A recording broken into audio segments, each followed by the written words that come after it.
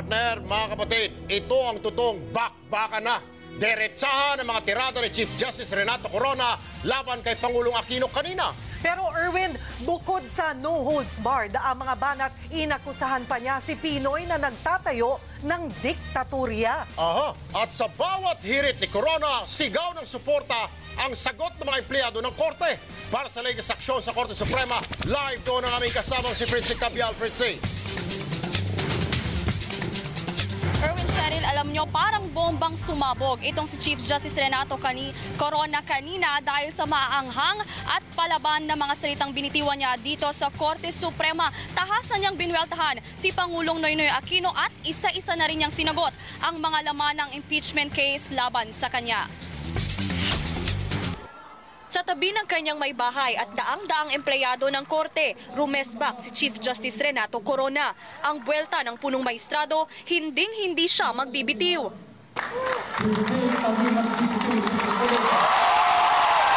Haharapin ko na buong tapang at talino ang mga walang masihang paratang na ito.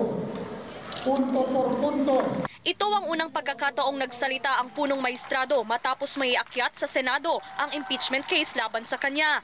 Ang napakabilis daw na proseso ng pag-impeach sa kanya, unang pinuntirya ni Corona. Bakit po ba?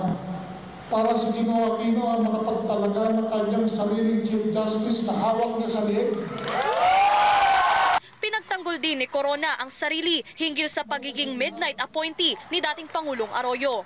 Ang pagtatalaga sa inyong lingkod ay dumaan sa isang masusing proseso na ayon sa ating saligang batas. Tahasang itinanggi rin ni Corona ang aligasyong kinikilingan niya ang dating Pangulong nag-appoint sa kanya. Ang bawat desisyon daw ng SC ay mula sa botohan ng 15 maestrado. Hirit pa ni Corona sa mga bumabatikos sa inisyong TRO ng SC sa watchlist order laban kay GMA. Kahit na sino mang abogado ay magsasabi sa inyo na hindi po pwedeng yapak-yapakan ang karapatan ng sino man sa ilalim ng saligang batas. Kiit pa niya, lahat ng kanilang ginagawa ay naaayon sa kung ano ang tama at legal. Panagutin natin ang dapat managot.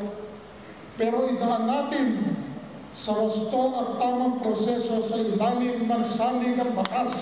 Hindi pa dito natapos ang mga birada ni Corona at diretsahan ng pinuntirya si Pangulong Aquino.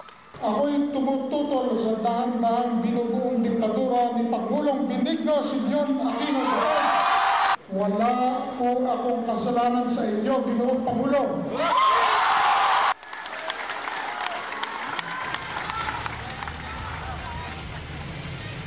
Cheryl, alam mo, sa huling bahagi ng speech nitong si Chief Justice Renato Corona, payo niya kay Pinoy na atupagin na lang ang pag-asikaso sa bumabagsak na ekonomiya ng Pilipinas at sa lumalalang kahirapan daw ng bansa sa halip na atupagin ang panggigipit sa punong maestrado ng Korte Suprema. Cheryl?